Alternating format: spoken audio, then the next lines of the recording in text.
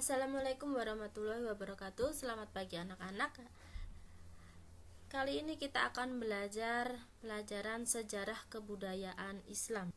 Di pertemuan yang pertama, kita akan belajar tentang sejarah berdirinya dinasti Abbasiyah, di mana di sini disebutkan dalam poin A, sebelum berdirinya dinasti Abbasiyah, kita meninjau kembali ya, runtuhnya Bani Umayyah yang melatar belakangi berdirinya dinasti Abbasiyah.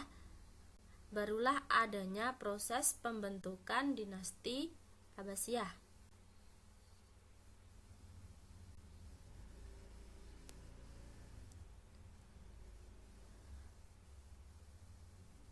Poin A, keruntuhan dinasti Umayyah.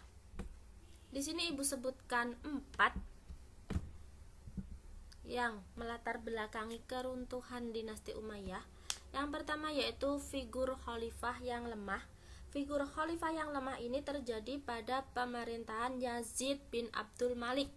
Yaitu kita ketahui bahwa Yazid bin Abdul Malik ini merupakan pemimpin ke-9 dari 14 pemimpin dinasti Umayyah.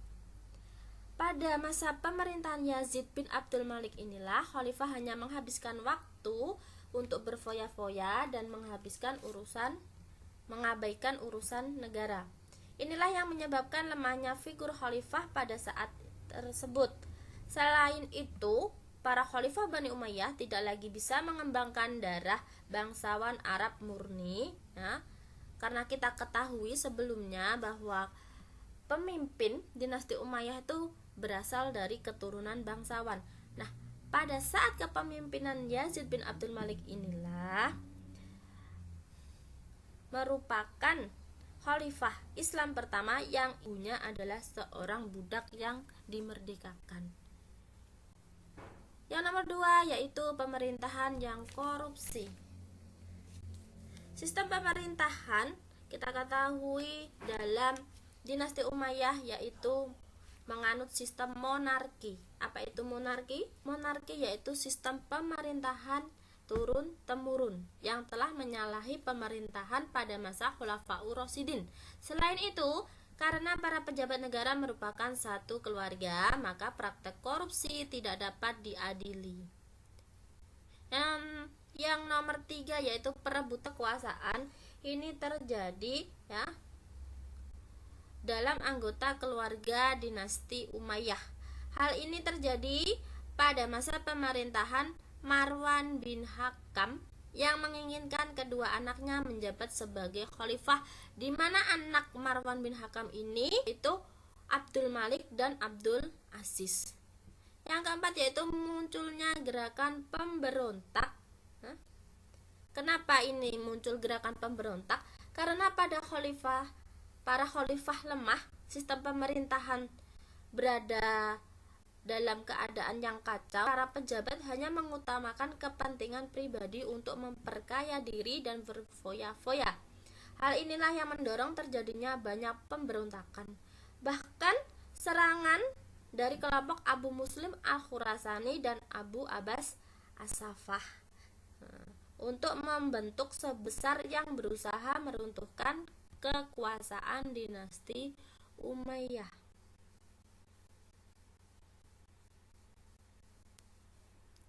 Poin B yaitu latar belakang berdirinya dinasti Abbasiyah, yaitu latar belakangnya ada 2. Yang pertama yaitu terjadinya kekacauan dalam kehidupan dinasti Umayyah. Poin yang kedua yaitu kekecewaan yang menumpuk dan bersatu akibat kekeliruan dan kesalahan pemerintah Umayyah.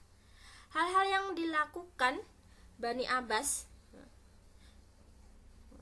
di sini ada yang pertama yaitu mengajak kelompok lain untuk bergabung meruntuhkan dinasti Umayyah. Kelompoknya ada 4 di sini disebutkan.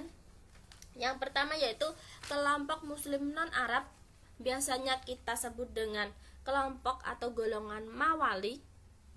Yang kedua yaitu kelompok Syiah dan Khawarij. Ketiga, kelompok Muslim Arab di Mekah, Madinah, dan Irak yang merasa sakit hati atas status istimewa warga Suriah. Dan keempat yaitu kelompok muslim yang soleh, baik Arab maupun non-Arab, yang memandang keluarga dinasti Umayyah telah bergaya hidup mewah dan jauh dari gaya hidup Islami. Yang kedua yaitu melakukan propaganda dengan tujuan di sini bahwa menggulingkan kekuasaan pemerintah dinasti Umayyah merupakan perintah agama. Dan ketiga, mengusung nama Bani Hasyim.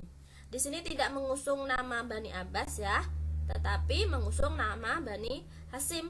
Mereka mengatakan bahwa khalifah merupakan hak keluarga Nabi.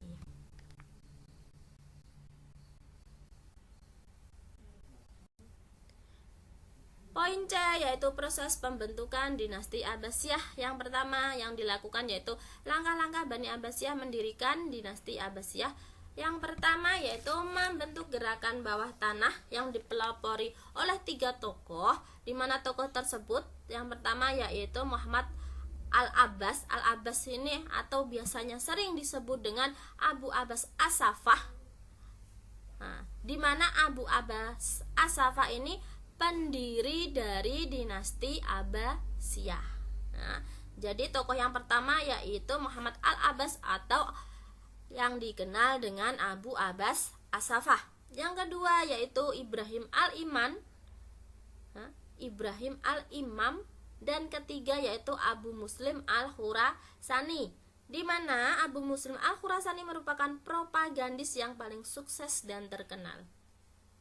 Kedua yaitu menerapkan politik bersahabat. Artinya, turunan Bani Abbas tidak memperlihatkan sikap bermusuhan dengan Bani Umayyah. Ketiga, Khurasan sebagai pusat gerakan dalam menggulingkan atau dalam mendirikan dinasti Abbasiyah. Ini ada 3 kota sebagai pusat kegiatannya untuk menggulingkan dinasti Umayyah. Yang pertama yaitu kota Al-Humaimah sebagai perencanaan organisasi. Yang kedua yaitu kota Kufah sebagai kota penghubung. Dan ketiga yaitu kota Khurasan sebagai pusat penggerakan atau pusat gerakan praktis. Di sini proses berdirinya dinasti Abbasiyah dimulai dari tahap persiapan dan perencanaan yang dilakukan oleh Ali bin Abdullah bin Abbas. Gerakan bawah tanah dan propaganda untuk mendirikan dinasti Abbasiyah ini dimulai ketika dinasti Umayyah berada di bawah kepemimpinan Umar bin Abdul Aziz. Karena pada waktu kepemimpinan Umar bin Abdul Aziz itulah memimpin secara adil negara dalam keadaan aman, tentram dan stabil. Umar bin Abdul Aziz juga menerapkan persamaan hak kepada seluruh warga negara.